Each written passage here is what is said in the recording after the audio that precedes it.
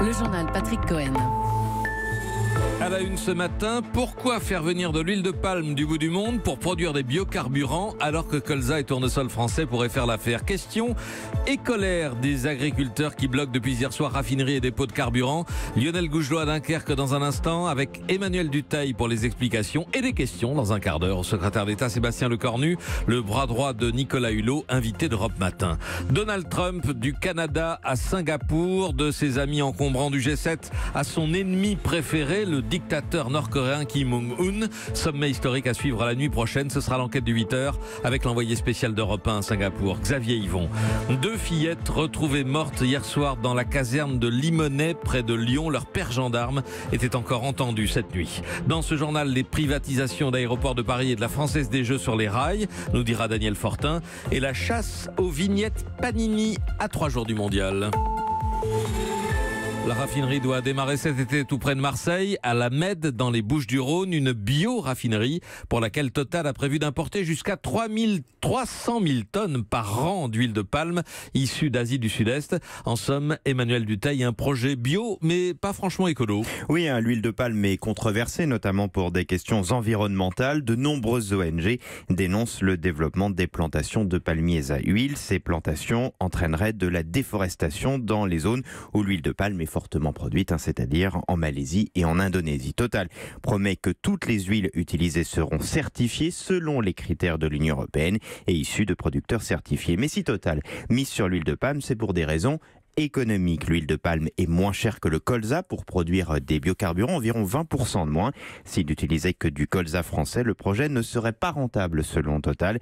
C'est ce qui énerve au plus haut point les agriculteurs français qui parlent de concurrence déloyale, d'où le mouvement d'aujourd'hui. Pour calmer les esprits, Total rappelle que la moitié du biodiesel consommé en France est déjà fabriqué grâce à des produits importés. Et puis surtout, Total s'engage, même si ce n'est pas rentable, à acheter du colza en France pour produire une partie de ces biocarburants, mais ça ne suffit pas à calmer les esprits. Emmanuel Dutheil, c'est donc entre autres pour contester ces importations massives d'huile de palme que la FNSEA a appelé ses adhérents à occuper 14 sites stratégiques durant 3 jours, dont le dépôt de carburant de Dunkerque où vous vous trouvez, Lionel Gougelot. Effectivement, et devant ce dépôt de carburant de Total Mardic, très exactement, les agriculteurs ont monté un petit chapiteau avec groupe électrogène. Ils prévoient aussi des sanitaires, une friteuse pour les repas. Bref, vous l'avez compris, de quoi tenir au moins 3 jours le blocage de ce site. Alors bien sûr, ici les manifestants ont bien conscience que le fait de s'attaquer à des sites stratégiques comme les raffineries ou les dépôts de carburant, cela peut inquiéter la population. Mais Jean-Christophe Ruffin, le président départemental de la FDSEA, assure que ce mouvement ne créera pas de pénurie de carburant. On n'est pas là pour emmerder les citoyens, on est là pour mettre un peu de pression sur le gouvernement. Donc non, on n'est pas là pour emmerder le peuple, pour l'empêcher de circuler avec ses voitures demain. Et du carburant, ils en trouveront toujours parce que forcément, il y a d'autres dépôts. Et nous, on veut discuter avec le gouvernement justement de stratégie pour l'agriculture, pour l'avenir. Et signe de leur détermination pour tenir le blocage du dépôt pétrolier de Dunkerque, les organisations agricoles se sont organisées en équipe venues des différents départements de la région qui se relaieront jour et nuit ici pendant 3 jours. Lionel Gougelot à Dunkerque pour Europe 1 et on revient sur ce dossier avec notre invité de 8h15, le secrétaire d'État Sébastien Lecornu. La France plus attractive à l'international, remontée spectaculaire l'an dernier dans le baromètre EY Ernst Young et pour la première fois Paris est la ville européenne préférée des investisseurs étrangers devant Londres. La France qui va vendre au privé 2 bijoux de famille, c'est quasiment acquis. Daniel Fortin, après avoir longtemps hésité, le gouvernement va lancer le processus de privatisation d'Aéroports de Paris et de la Française des Jeux. Oui, tout est prêt, ou presque. Le Conseil d'État a été saisi de ces 2 dossiers ce week-end. Sont concernés donc les 50,6% que l'État détient dans Aéroports de Paris et les 56% qu'il possède dans la Française des Jeux. Ça faisait une bonne dizaine d'années qu'on n'avait pas vu de privatisation en France. Il faut dire que l'opinion publique est toujours méfiante devant ce genre d'opération. Et puis compte tenu du climat social, Matignon hésitait à ouvrir un nouveau front en étant accusé précisément de vendre les bijoux de famille. Mais ces entreprises n'ont pourtant pas une dimension stratégique considérable. Alors en effet, ce ne sont pas des groupes de défense ou de haute technologie, mais elles représentent quand même un enjeu. Aéroport de Paris, par exemple, est propriétaire des terrains de Roissy ou Orly. Or, l'État veut en garder la maîtrise. C'est une question de souveraineté.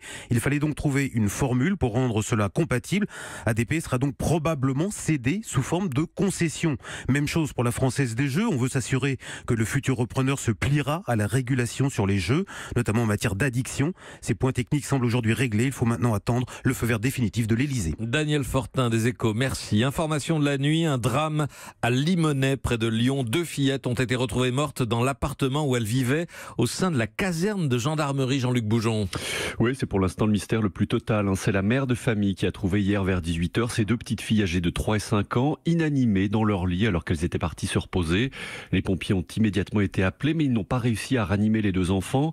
Une mort simultanée qui reste inexpliquée à l'heure qu'il est. Une enquête pour recherche des causes de la mort a été ouverte par le parquet de Lyon et une autopsie est en cours qui permettra d'en savoir plus, mais pour l'instant on ne sait rien.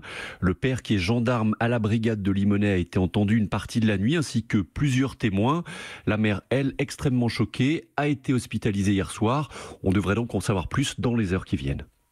Merci à vous Jean-Luc Boujon, le correspondant d'Europe 1 à Lyon. L'affaire Lelandais, 2 nouveaux appels à témoins sont diffusés par la gendarmerie ce matin pour 2 disparus dans la Drôme. Une femme en 2011 et un homme en 2016. Et puis des routes inondées hier soir dans le sud de la région parisienne à cause des orages. L'autoroute A6 est restée impraticable pendant quelques heures. Ce matin, 2 fois plus de bouchons en Ile-de-France et 27 départements toujours en vigilance orange.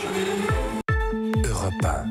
Il est 8h08, Patrick Cohen. Rogue avec ses alliés du G7, Donald Trump devrait être tout sourire et tout miel avec son ennemi asiatique. Heureux d'être à Singapour, a encore tweeté le président américain ce matin. Excitation dans l'air, situation inimaginable il y a encore quelques mois quand Trump et Kim Jong-un s'échangeaient insultes et menaces de guerre nucléaire. Comment ce sommet va-t-il se dérouler et de quoi les 2 hommes vont-ils parler? C'est l'enquête de 8h.